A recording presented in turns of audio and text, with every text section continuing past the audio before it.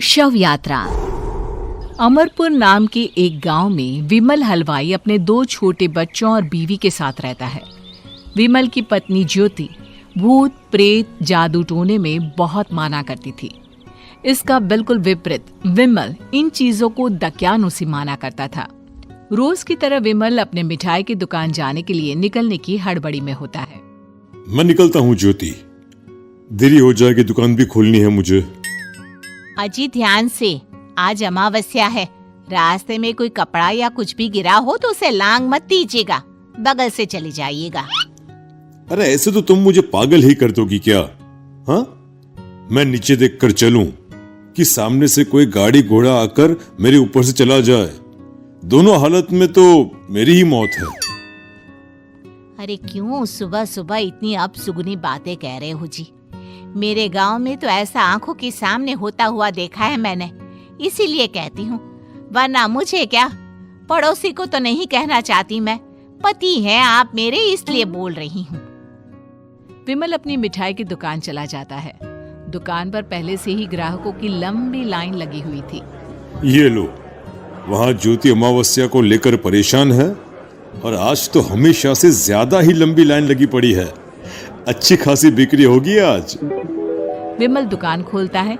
एक के बाद एक ग्राहक उसकी दुकान पर मिठाई ले रहे होते हैं।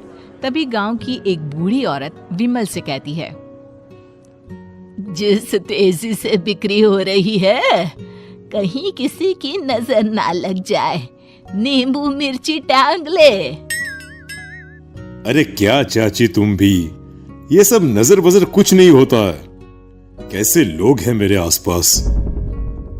अपनी दुकान से शाम को विमल हंसते कूदते वापस घर आता है। हाँ, आज तो अच्छी खासी बिक्री हुई है। एक महीने में जितनी बिक्री होती है, एक ही दिन में आज उतने पैसे कमा लिए मैंने। ये तो बहुत अच्छा हुआ जी, आज ही घर की नजर उतारी है मैंने। बिक्री तो अच्छी होनी ही थी। अच्छा, तुम खाना लगा दो, सारा माल बिक चुका है। मुझे शहर जाना होगा, कुछ चीजों की जरूरत पड़ेगी। रात भर मिठाई बनाऊंगा, तब जाकर कल सुबह दुकान खोल पाऊंगा। खाना खाकर विमल शहर जाने के लिए निकल पड़ता है। सुनिए जी, ध्यान से जाइएगा। चौरस्ते पर किसी जादू टोने की चीज पर पैर मत रख दीजिएगा। हे भगवान, हद हो गई ज्योति, ये तो मैं जा रहा हूं। विमल गुस्से से शहर जाने निकल पड़ता है। रात का काला घना अंधेरा, चांद की एक भी किरण ना होने के कारण अंधेरे में कुछ भी देख पाना मुश्किल था। जंगल के बीच के एक अधकच्चे रास्ते से विमल जा रहा होता है। चारों तरफ गुफ अंधेरा और सन्नाटा सुनाई दे रहा था, और सुनाई दे रही थी विमल के पैर के नीचे आ रहे सूखे पत्तों की आवाजें। तभी अचानक दूर से उसे कुछ आवाजें सुनाई देती है। अरे, ये इतनी रात को जंगल के रास्ते कौन जा रहा है? शायद कोई टोली होगी। राम नाम सत्य है, राम नाम सत्य है, राम नाम सत्य है, राम नाम सत्य है। धीरे धीरे आवाज कुछ कुछ सुनाई पड़ती है। आवाज धीरे धीरे और नजदीक आती सी लगती है। विमल देखता है कि उसके सामने से सजी धजी सफेद कपड़े में लिपटी एक अर्थी निकल रही है, जिसके साथ 5 लोग ही थे। 4 आदमियों ने उसे कंधा दिया हुआ था। एक मटका लिए आगे आगे बढ़ रहा था। विमल के बिल्कुल सामने आकर अर्थी रुक जाती है। उसमें से एक आदमी विमल से कहता है, अरे भाई, जरा अर्थी को कंधा लगाना, मैं बहुत थक गया हूँ, बड़ी मेहरबानी होगी। हाँ भाई, कंधा तो मैं लगा दूं, पर रात को 12 बजे ये शव यात्रा, इस समय कौन अर्थी ले जाता है? तभी विमल को ऐसा लगता है कि शव में से आवाज आई, ये आवाज। मजबूरी है भाई, आप कंधा दीजिए, मैं रास्ते में सब बताता हूँ आपको। विमल अर्थी को कंधा दिए चल रहा होता है कि उसे ऐसा लगता है कि हाथ में मटका लिए जो आदमी शव के आगे चल रहा है उसके पैर उल्टे हैं।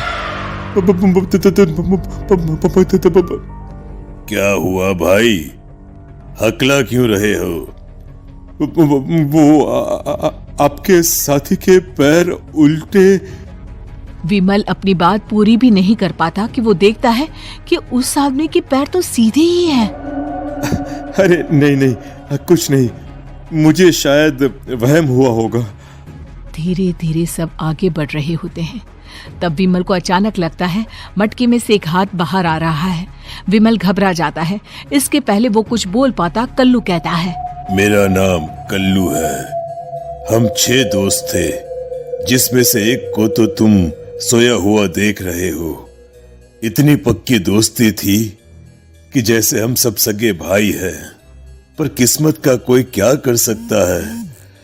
आज से 4 साल पहले एक नदी में हम सब नहाने गए थे, जिसमें डूबकर राजेश की मौत हो गई। किसी मजबूरी के कारण हमें उसकी अर्थी को रात को ही शमशान घाट ले जाना पड़ा। हम 5 उसे ले जा रहे थे। 4 साल पहले आप 5 में मैं कुछ समझा नहीं। मंकू अपनी गर्दन पीछे घुमाकर अपनी आंखें बड़ी बड़ी कर विमल से कहता है, अरे भाई, पूरी कहानी खत्म होने दो, फिर बीच में बोल लेना, ठीक है? तभी रास्ते में एक हादसे में अपने दोस्त के साथ हम सभी मर गए। वो सामने देखो, हमारा दोस्त। विमल सामने देखता है। उसे दिखता है कि एक ऐसा आदमी जिसका शरीर कई जन्मों से पानी के अंदर रहने के कारण सफेद पड़ गया है। उसकी आंखें बाहर की ओर निकली हुई थी। फिर ये अर्थी किसकी है? अर्थी के साथ के लोग अर्थी को नीचे रखते हुए एक साथ विमल की ओर देखते हुए कहते हैं, तुम खुद ही देख लो। विमल शव पर से सफेद कपड़ा हटाता है। शव की जगह खुद को ही देखकर विमल के होश उड़ जाते हैं। वो शव विमल की ही थी। पलक झपकते ही विमल उस अर्थी की जगह पर होता है। 6 के 6 दोस्त उसी तरह अर्थी को उठाकर चलने लग जाते हैं।